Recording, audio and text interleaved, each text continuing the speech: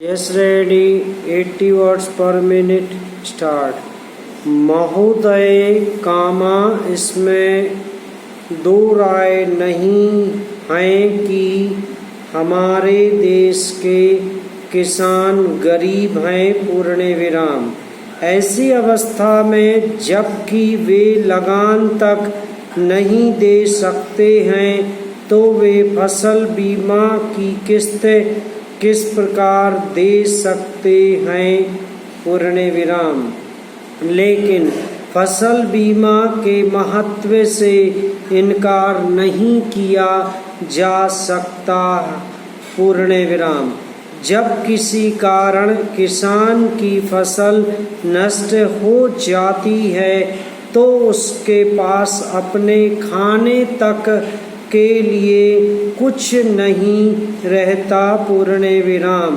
यदि उसकी फसल के बीमे का प्रबंध हो तो वह इस परेशानी से बच सकता है और अपने खेतों में अधिक से अधिक धन लगा सकता है पूर्ण विराम। फसल बीमा योजना किसान के लिए एक वरदान है पूर्ण विराम। इसलिए फसल बीमे की व्यवस्था बहुत जरूरी है पूर्ण विराम।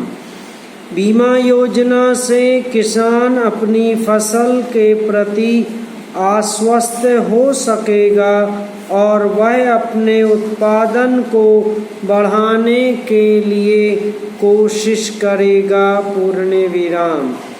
लेकिन मुख्य प्रश्न तो यह है कि इसका खर्च कौन वहन करेगा। पैरा अध्यक्ष महोदय कामा इस प्रस्ताव को पेश करते हुए हमारे माननीय सदस्य ने जो विचार व्यक्त किए हैं मैं उनसे पूर्ण रूप से सहमत हूँ पूर्ण विराम। माननीय मंत्री जी ने यह स्पष्ट कहा है कि सरकार ऐसा कोई कदम नहीं उठाएगी जो मजदूरों के हित में ना हो पूर्ण विराम। अपनी मांगों के समर्थन में मजदूरों को हड़ताल करने का पूरा अधिकार है। सरकार उनके इस अधिकार पर किसी भी प्रकार का अंकुश नहीं लगाना चाहती पूर्ण विराम। उनके इस आश्वासन को देखते हुए इस बिल का औचित्य ही समाप्त हो जाता है पूर्ण विराम।